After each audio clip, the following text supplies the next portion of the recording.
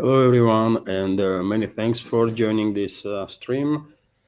News summary from Moscow program with second update.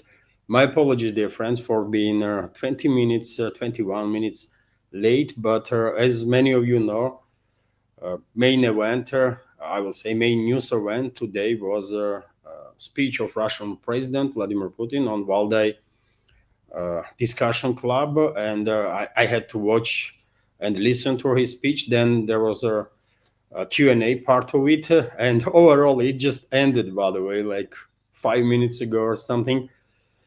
But yet again, I had to watch her entirely because in Q&A part you never know what is going to be next question and what Russian president will answer, and to be as prepared as I could, you know, I decided to watch it all, and I'm ready. By the way, I will start this new segment, of course, with this main event, main news event here in Russia, and give you.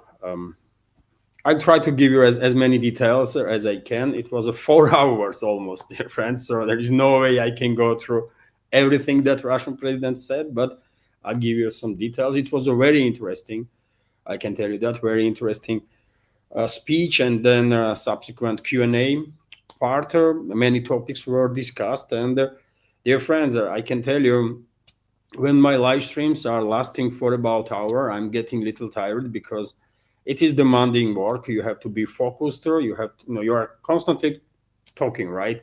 And then you have to be focused. When it's 1.5 hours, by the way, I'm getting really tired. When it's 2 hours, I'm exhausted, sort of. And when it's 3 hours and more, and there was several instances of that, I'm kind of dead at that point.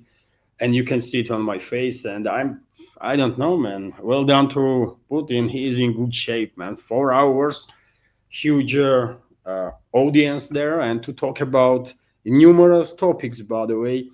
Well, it takes skills, man. It takes skills and physical readiness also, by the way, mental and physical readiness for this heavy load, right? Anyways, as always, dear friends, I give you a news segment first, then I will join community chat. Let's discuss any topic you find interesting. Just use capital letters, dear friends, if you have a question to me. And or you want to highlight any comment, you can also use the super chat feature on Rumble. I'm streaming on both channels, on YouTube and Rumble simultaneously, and there is a super chat feature on Rumble, just in case. And so yes, that's been said, let's go through some news now. And as I said, well, it was quite interesting stuff for sure. And well, RIA Novosti kindly, a news agency, by the way, kindly reported about details of the Russian president's speech. So I will go through points there. So Putin's key statements at Valdai Discussion Club meeting, according to RIA Novosti. First, here is the Ukrainian tragedy is paying for all of us. At one point, Russian president, of course, spoke about Ukrainian crisis, this conflict, and he said how all of us feel, vast majority of us. Of course, this is a tragedy for Russian society, for Ukrainian society. This is a civil war. I said it many times. It is a civil war, by the way, that unfortunately Western elites were able to provoke. And hopefully it will end soon. Russian president also stated that West does not feel sorry for the population of Ukraine. For them, they are expendables, which is absolutely true.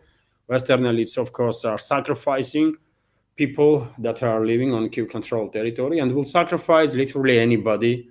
They have no care about it, and I have said that a million times, I guess. Also, Russian president stated that Europe bears responsibility for the ongoing conflict in Ukraine. For other countries, the situation, there is a way to expand their zone of control and make back.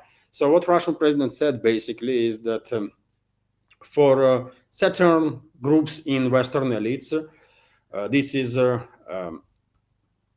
this is opportunity to maintain power and grip on power. For others, this is opportunity to make a green buck, which is also true. Russia's response to the militarization of Europe will be very convincing. President said no one doubts that Russia's response to this situation will not be long in coming. Russia is proud of its armed forces, understandably so.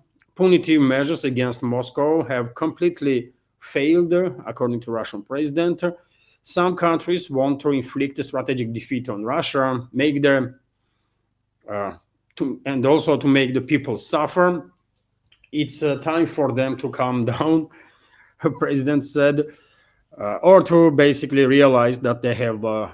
This is my interpretation, by the way. Western elites better to realize, and as soon as possible, that they lost this proxy war against Russia that they are waging, and it will be better for everybody if they will face the reality, acknowledge their own strategical defeat, and then they just have to capitulate and agree on the concessions. That's how it's going to end anyways, right? It's only a matter of times. There is no security for anyone if the security of the one country is ensured at the expense of another's. Putin said if NATO had not moved closer to Russian borders, the conflict in Ukraine could have been avoided. Changes in public concessions in Ukraine are taking place, no matter how much the authorities brainwash the people there, which is also true. The ruling elite of Europe continues its hysteria. Supposedly, war with the Russians is on their doorsteps. Russian president did spoke in quite a length about these attempts of Western elites, especially in Europe, by the way, to use this fake story of Russian inevitable aggression as to basically consolidate power, to mislead their society, and to abuse funds, basically, that they are taking from very same society, which is true, isn't it? It's just factual. Everything is factual, right? Sweden and Finland lost the advantages they had enjoying under the neutral status, which is also true. Russian president went in quite a length also to spoke about Sweden and Finland joining NATO, and he asked just quite simple question, really, at one point, what they gain, either Sweden or Finland. Russia had no issues with neither of these countries, right? Relationships were good, right? If not great, then for sure good. Economies and societies of all involved countries were benefiting from cooperation. And what now? What Finnish people gain, or Swedish people, while by joining NATO? Nothing whatsoever, right? Their hijack of ships is a piracy, which increases the risk of collision at the sea. Russian president spoke about incident with a tanker that was detained early this week by French militaries in neutral waters, by the way. And the Russian president stated that, well, if things go down this way, if West will go, if West will choose this type of escalation with Russia, and they began using piracy against the vessels that are connected one way or another with Russia, then Moscow will have no option but to take some steps. And Russian president hinted that this could be Western elites might actually provoke a significant disruption of the navigation at sea, right? Which is also true, by the way. If anybody in the West thinks that they can harass vessels that are linked to Russia with impunity, then no, they cannot, right? And the Russian president on several occasions spoke about this matter and issued a recommendation to Western elites not to continue on this ladder, because no one will benefit from that, and definitely not the Europe. Over the past 2 years, Russian economic growth has been at 4.1 and 4.3%, which is much higher than global averages, which is also factual. This year, Russian economy, according to conservative estimates, will grow 1.5%. But me personally, and some, there's some people that know economical stuff much better than I do. So we more optimistic people. We have a forecast of 2.5%. Let's see how it will be. But economy will grow anyways, right? Maybe not on a scale that it was last year or year before, but still, economy will grow. Tomahawk missiles will not change their situation on the battlefield, Russian president said. He was asked, by the way, during the Q&A part about this Tomahawk stuff, and he said that, yes, this will not change outcome of this conflict. This weapon system would not have would not become a game changer. He also went to say that I believe he said that Tomahawk is a quite old weapon system or something like that, right? But nevertheless, he also added that this will, if US will go ahead with deployment of Tomahawk missiles, of course, that will initiate next stage of escalation between US and Russia, because everyone understands these weapon systems cannot be used without direct involvement of US military personnel, which is also true. What else? President also expressed interest in communicating with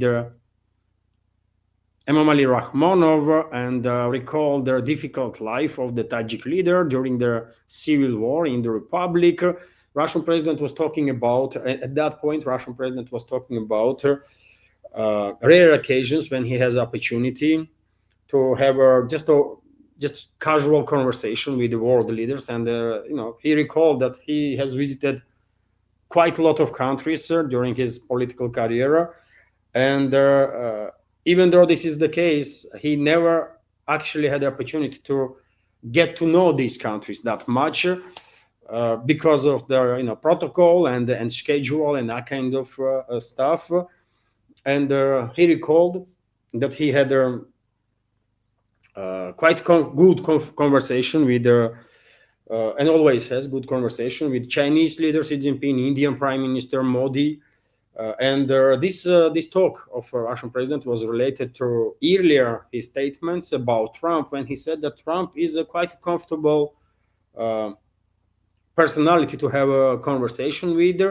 Russian president said that Trump is listening to others and not just talking. And because of this comment, he was asked then, is there any other comfortable other leaders that are comfortable to have a conversation with? And he went to recall his conversations with the Chinese leader, also with the Indian leader, and he also mentioned the leader of Tajikistan, who was with weapon in hand entered the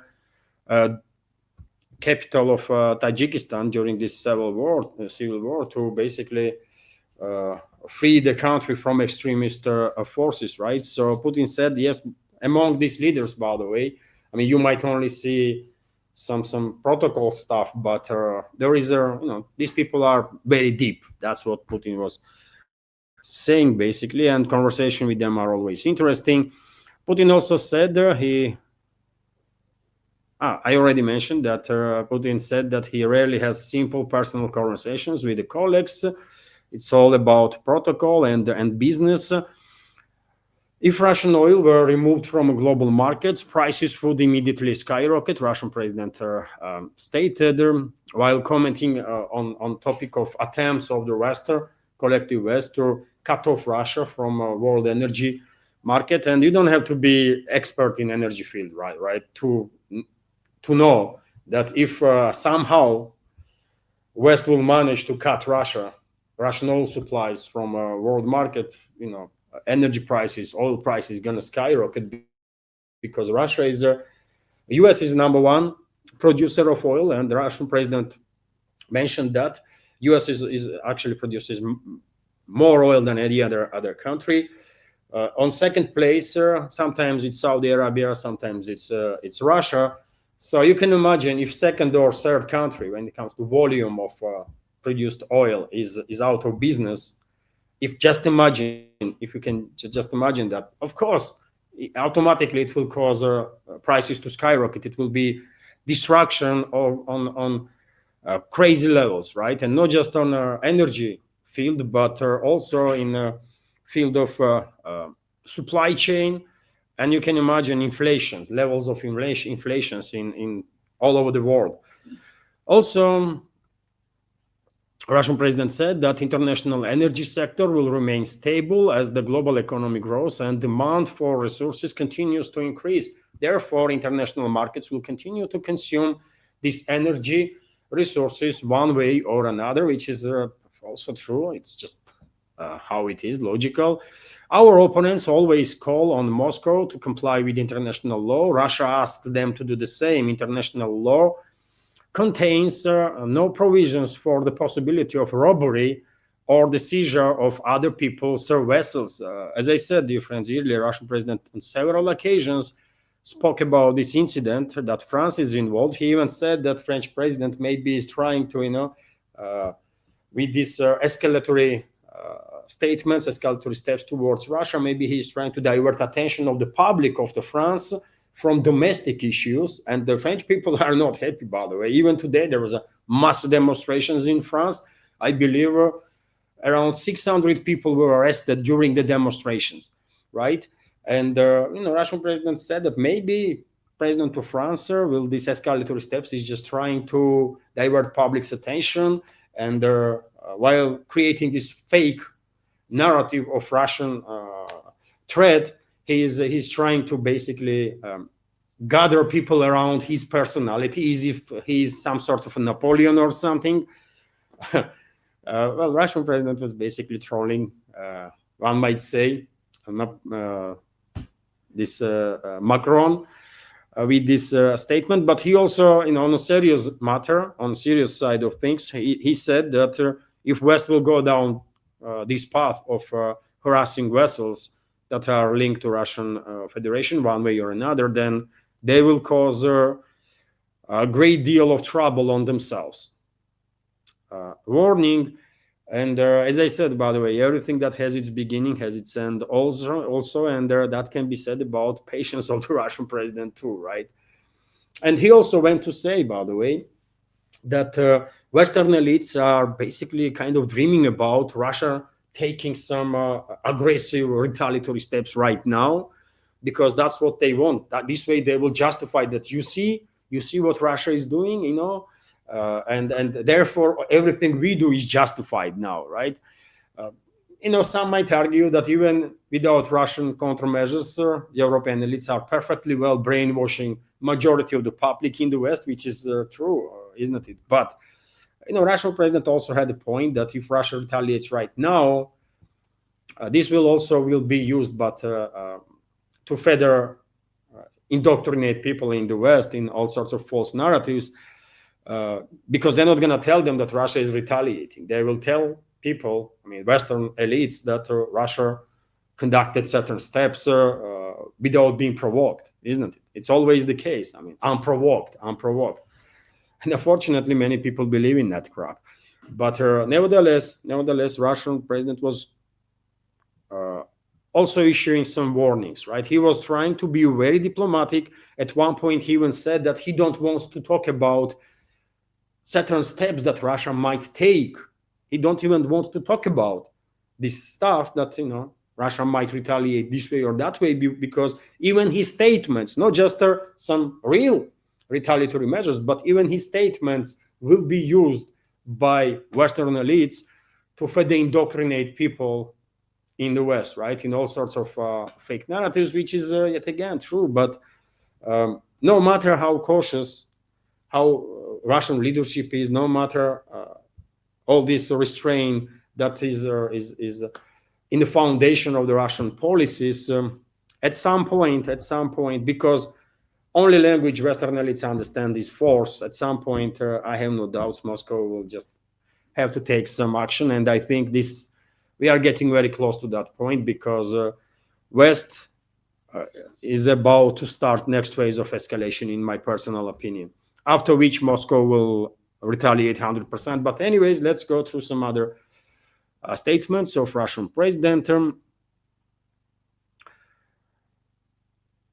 We are on the right track, Russian president said. We must cherish the relations we've achieved. This cooperation must be strengthened. It's important for the peoples of both countries. He said this while addressing question from Chinese journalist about relationships of the two countries. And Russian president highly spoke several times how important it is that Russia and China, Russia and India, Russia and other BRICS member states have a great level of cooperation and relationships.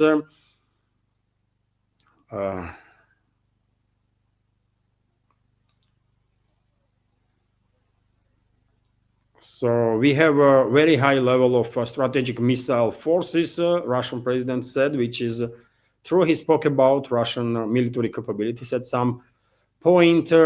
Those wishing to include China in the New START treaty should do so themselves, rather than demanding it from Moscow. Russia in turn may question why the agreement does not take Britain's nuclear potential into account, or the France for that matter.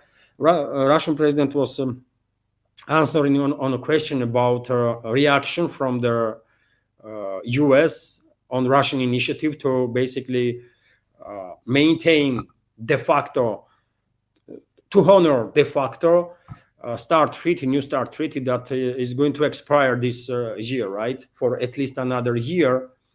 And Russian president come up with that initiative like a couple of weeks ago, and for now there was no reaction from US about it. And when earlier was talks from US, from American side, for example, about strategical weapons, Washington was always trying to kind of demand from Moscow that Beijing should be part of their talks, as if this topic depends on Moscow. And the Russian president said today directly that, if certain party, which is US, obviously, in START treaty there is two parties, Russia and US. So if US wants to, China to be part of potential negotiations about a new treaty on strategical weapons, then Washington should talk about it directly to Chinese leadership.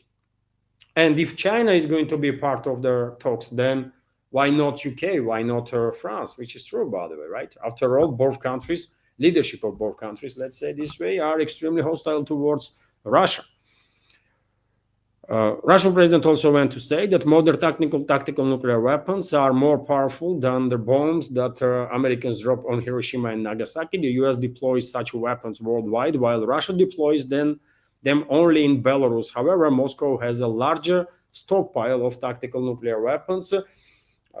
And this is true also. This is factual, of course. US has its nukes all over the world, in Turkey, in UK, in Germany, God knows in which other countries, right? In Japan, I guess also. And Russia has only deployed their tactical nukes in Belarus. And while talking about the matter, Russian president also said that if there will be talks in the future about strategical offensive weapon systems, then why tactical nuclear weapons not be discussed also? Because after all, these tactical nukes are very serious power, right? Like dozens of times more powerful than bombs that were dropped on Hiroshima and Nagasaki. So maybe in the future, if there will be negotiations on a new START treaty or something like that, it will be not just about strategical weapon systems, but also about tactical nuclear weapons. Russian president kind of hinted there on the matter. This is a complex issue. The head of state noted, he pointed out that Russia has acquired new types of weapons. For example, some experts believe the Oreshnik system can be classified as strategic. This was also Russian president's reaction on a question about New START treaty. And he said that negotiations on the matter is very difficult because there is a lot of obstacles that have to be overcome, including in regards to, for example, new weapon systems that Russia has and the US does not. And US wants, some experts in US wants Oreshnik and some other Russian hypersonic weapon systems to be designated as a strategic one. Russia thinks Oreshnik is not a strategical weapon system. So, well, negotiations, if it will, take place, of course, going to be quite a difficult one. But if sides wants to agree, find a compromise, it's possible, I guess. President said we have acquired many modern high-tech weapon systems. Take the Oreshnik, for example, not the Oreshkin. Oreshkin is, of course, a famous Russian hockey player, but the Oreshnik, just recently we demonstrated that such weapons are not strategic. Now we hear some experts in the US saying, no, these are still strategic weapons. We need to sort this out, Putin said. Russian president also went to talk about potential clash of civilizations. Russian civilization was originally formed from various cultures and nationalities with merge into a single whole without losing their roots.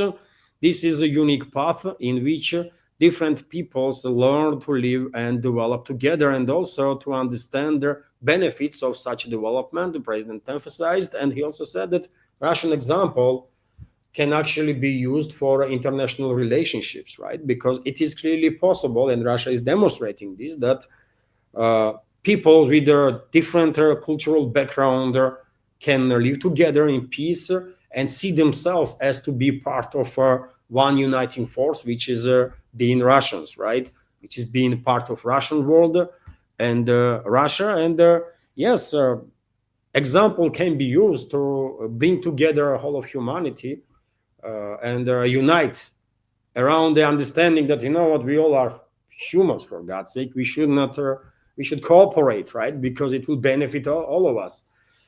Yes, I can see what Russian president was talking about there, for sure. I mean, as I said, dear friends, so many topics was spoke about during this 4 hour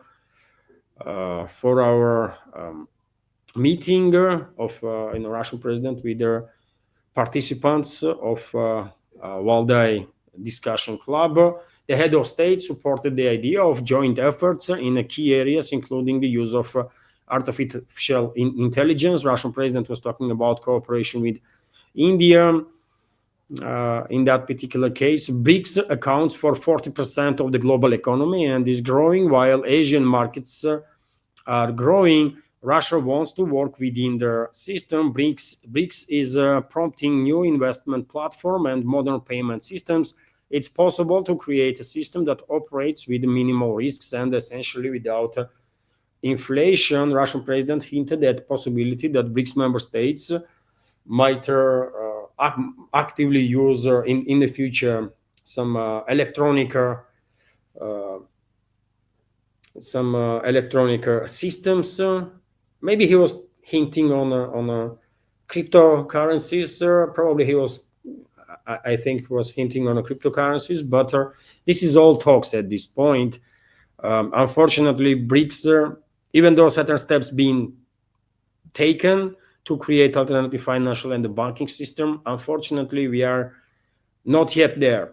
And God knows how many years it will take to create actual working alternative financial and the banking system that can be used by everybody in this world, no matter from which part you are, east, west, north, south, right? That can be used by anyone, right? Without risks that that person or that business gonna lose everything just because someone does not like their political stance or something, right?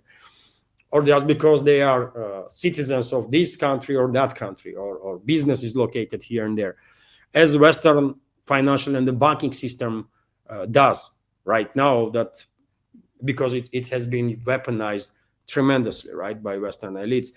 BRICS is, I already said, BRICS entire policy is focused on itself, on its members. The bloc makes no moves against the dollar, which is also true. It's actually Washington. Many people don't understand that it was Washington that prohibited, for example, Russia to do trade in dollars. Russian banks being prohibited because dollar is a U.S. currency, right? It's a U.S. Treasury that prints that paper, right?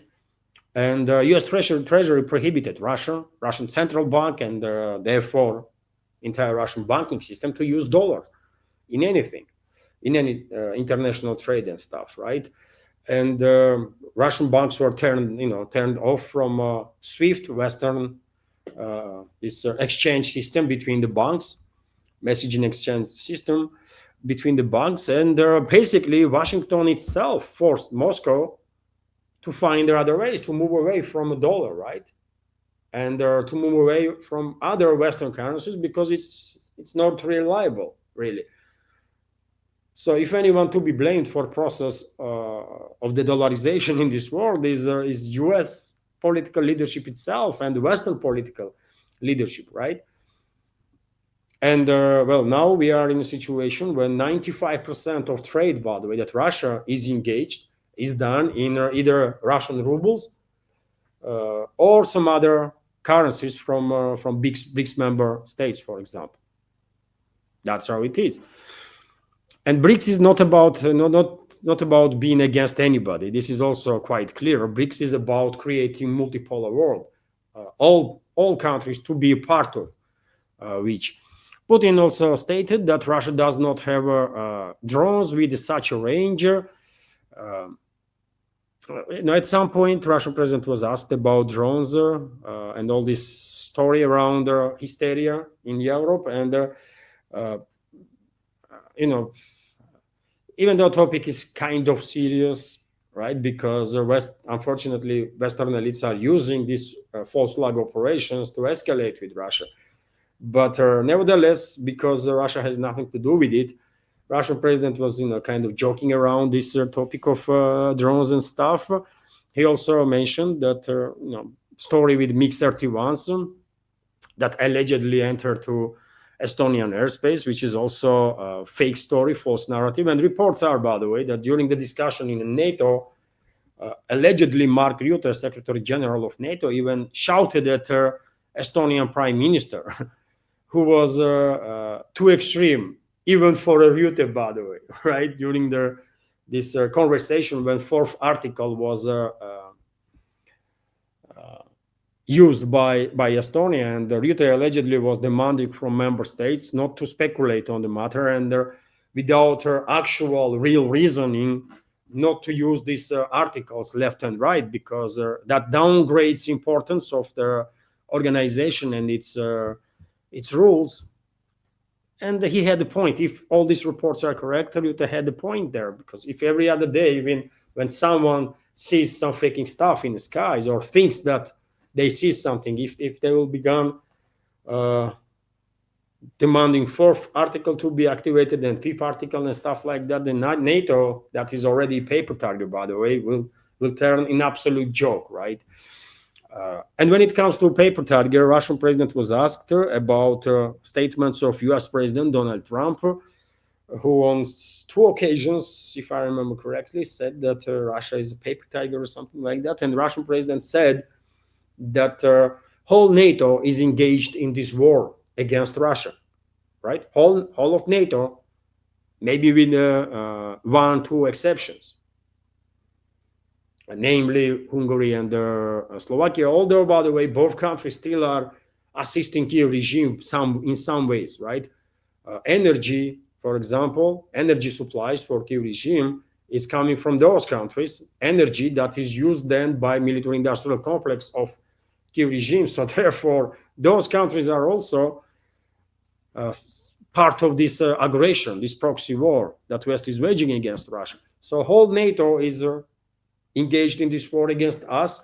And despite that, and NATO, by the way, is using all its money, maybe not all, but financing this war, sending its weapons, instructors, everything, right? And are using most capable forces that they can come up with, which is unfortunately our brainwashed brothers and sisters on Kiev controlled territory, right? And even more tragically, forcefully mobilized people on the territory that don't want to fight Russia against Russia, but have been put in tranches. And Russian president even spoke about the matter that in many cases these forcefully mobilized troops are running away, and there is 150,000 plus desertions, right? This year alone, he spoke about the numbers there. And also he said that, well, these forcefully mobilized people are preferring to run away than to contact the Russian side and surrender, because neo-Nazi formations and drone formations that quite often are packed with foreigners are executing troops of Kiev regime that are contacting Russian side to arrange a surrender. And there was many occasions about it, right? Videos are circulating on internet, so this is all factual, right? So yes, Russian president said that, well, whole NATO is fighting against us, and we are advancing all along the front line. And so if we are paper tiger, then what NATO is in that case? And that's a quite good response, I will say, right?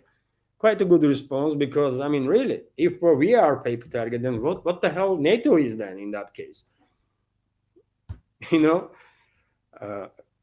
empty space, nothingness. I don't know. Trump went, just too far, really. He should not say many things that he says, right? But that's what Trump is. I mean, if you have watched today's this gathering, by the way, this event with participation of Putin, as I said in the beginning, by the way, I mean, it was quite impressive, right? Putin is like at least 20 years older than me. I don't know how old is he really, but he's at least 20 years older than me, by the way. And when I had 3-hour live streams on occasions, I'm kind of dead at that point, right? Because this is exhausting stuff. And he was talking to hundreds of people, answering the question on numerous topics, and giving deep answers, by the way, right? He was clearly demonstrating that he is in a topic. He knows what he's talking about. Can you imagine Trump doing something like that, man? Or any other Western leader? I mean, honestly, can you imagine any other Western leader, not just Trump, but literally any other, being capable of doing the same? I don't think there is anyone in the West with such a preparedness, right, and such involvement in all these topics, because you have to know stuff to talk about it, right, in depth. So, anyways, let's continue, dear friends.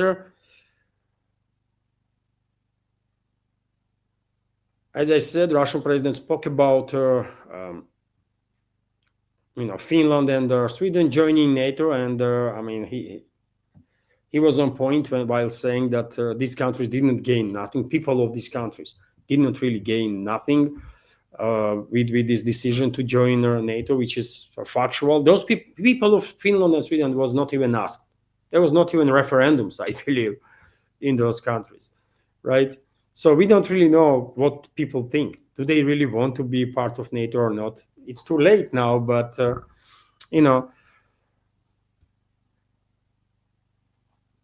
so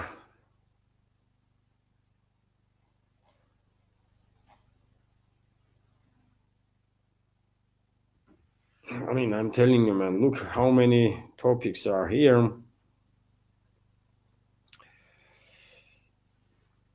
So it is impossible to use Tomahawks without direct participation of the American military, Russian president said while answering on the question of possible deployment of those weapon systems from US against Russia. This would escalate relations between Russia and the United States. Obviously, Russian air defense systems have adapted to ATACMS missiles, and they will adapt to Tomahawk and shoot them down too. Putin said such weapons won't change the situation on the battlefield, but they are serious weapons. All that, although not the newest, which is true. And Tomahawk, by the way, I mean, from technical standpoint, it's not really much of a challenge for Russian air defense systems to intercept Tomahawk missiles. It's not even, it's not just not hypersonic weapon systems, but it's a subsonic one, right? Tomahawk missiles are subsonic. Their speed is like, I don't know. Subsonic means maximum speed they might have is 700, 800 kilometers, right? 900 maybe. They are subsonic. So for Russian air defense systems, it's not really anything extraordinary to intercept those weapons. To intercept ATACMS actually are more, technically speaking, at least on initial stages, were probably more difficult because there was some necessary steps needed to take to adjust the systems, right, for that weapon. But Tomahawk is, but nevertheless, I mean, Ranger, means something. It's still a serious weapon, nevertheless. So such weapons won't change the situation on the battlefield, but they are serious weapons, albeit not their newest, and the very idea of such deliveries is dangerous, Putin said. As for the Tomahawks, they are powerful weapons, all true, of course, this will not change in any way the balance on the battlefield, he emphasized. Okay, the Russian leader admitted that he is looking forward to a trip to India and a meeting with his friend, Prime Minister Narendra Modi. And his meeting gonna take place this month, shortly, by the way. His meeting with Modi will happen shortly, either in October or in November. I cannot give you exact date now, but I have reported earlier. I remember I have reported earlier about a planned trip of Russian president to India.